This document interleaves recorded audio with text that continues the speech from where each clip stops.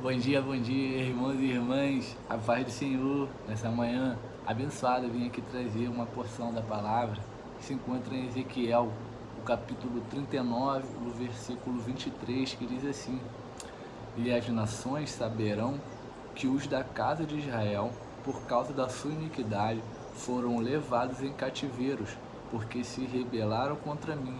E eu escondi deles a minha face e os entreguei nas mãos de seus adversários, e todos caíram à espada. Essa mensagem ilustra bem aqui, né, a soberania de Deus e o poder de Deus. Muitos, na época, achavam que os deuses deles tinham derrotado o Deus de Israel, pelo povo de Israel ter vivido em cativeiro tantos anos, né, na Babilônia.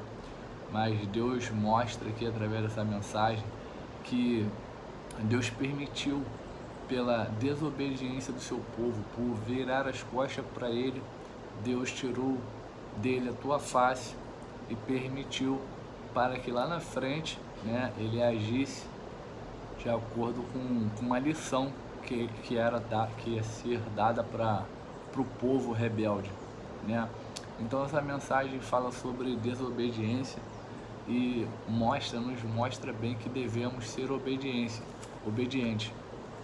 porque o plano, propósito da redenção em Cristo não é somente, né, perdoar a desobediência perdida, mas é restaurar a obediência, restaurar a obediência perdida, que era o plano inicial lá no Jardim do Éden, né? Em Romanos capítulo 5, versículo 19, diz assim: porque como pela desobediência de um só homem muitos foram feitos pecadores, mas assim pela obediência de um só homem todos serão justos. De quem estava falando aqui? Estava falando de Adão, né? Porque por Adão o pecado veio ao mundo, mas por um só homem, né, também muitos serão justos. A obediência viria ao mundo, veio ao mundo, na verdade, né? E também diz que aonde abundou o pecado, superabundou a graça.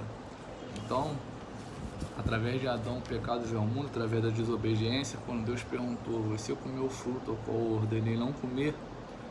Então, Adão ali tentou colocar sua responsabilidade para a mulher para a serpente, e ninguém ali foi obediente o suficiente para reconhecer o seu erro, para dizer: não, eu errei, eu estou errado, me perdoe, me castigue, não afaste de mim sua presença, como Davi falou. Mas decidiu ser desobediente e transferir a sua responsabilidade, né? A palavra de Deus nos ensina que através da redenção, através do sacrifício de Jesus, devemos voltar ao plano original, a ser obediente, a buscar ser obediente. Obediente em quem? No governador, no prefeito, no presidente? Não. Sim, devemos obedecer às leis do humano, mas ser obediente ao nosso Criador, ao nosso Salvador, que irá vir nos buscar, que é mediante a palavra de Deus. Eu estava lendo Provérbios, também lendo Eclesiastes, né, que são livros escritos pelo homem mais sábio que existiu no mundo, que é o rei Salomão. E o Provérbios, ele vai nos ensinando ali o que devemos e o que não devemos fazer. E em Eclesiastes fala que quase tudo é vaidade. Aliás, ele diz que tudo é vaidade. E quem fala isso foi o homem mais rico do mundo, né? O rei mais rico da história, que tinha ouro, tinha prata, tinha poder, tinha sabedoria. Era o rei mais sábio da história também. Ele diz que tudo é vaidade. Então, hoje as pessoas buscam status, fama, dinheiro, busca tudo isso achando que vai ser feliz. Você acha: eu vou trabalhar bastante, que eu vou conseguir uma casa na beira da praia, que eu vou conseguir os carros, tudo que eu quiser viajar, e acho que isso vai ser o segredo da felicidade. Mas depois você vai ver que não é. Quando você conquistar, vai passar um tempo, você vai ver que aquilo tudo é vaidade. É óbvio que você tem que lutar para conquistar essas coisas, mas as pessoas, às vezes, para conquistar isso, ela passa por cima das pessoas e se torna pessoas desobedientes ao que Deus nos ensina, a ser pessoa honesta e verdadeira, falar a verdade, respeitar, amar o próximo como a ti mesmo. Então, irmão, que através dessa mensagem venhamos a refletir e buscar ao plano original de Deus quando nos criou, para sermos obedientes, obedecermos não só a pai e mãe, às leis do homem, mas principalmente ao que Deus nos instrui a ser, a que Deus nos chamou a ser, né? A fazer a tua vontade, né? A reconhecê-lo como um único Deus, único suficiente, né?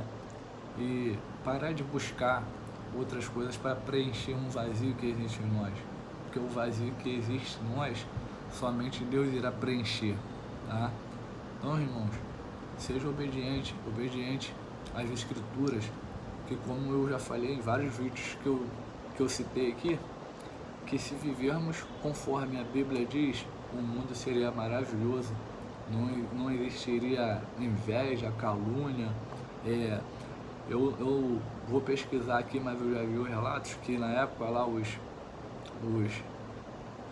povo cristão, eles não viviam em desigualdade. Se algum irmão faltasse alguma coisa, eles tiravam lá e davam para ninguém ter falta de nada. Ninguém queria ser maior do que ninguém. Eles queriam viver igual, se um faltava, o outro dava. Se um não tinha casa, o outro tinha duas, ele dava a casa dele e viviam em igualdade.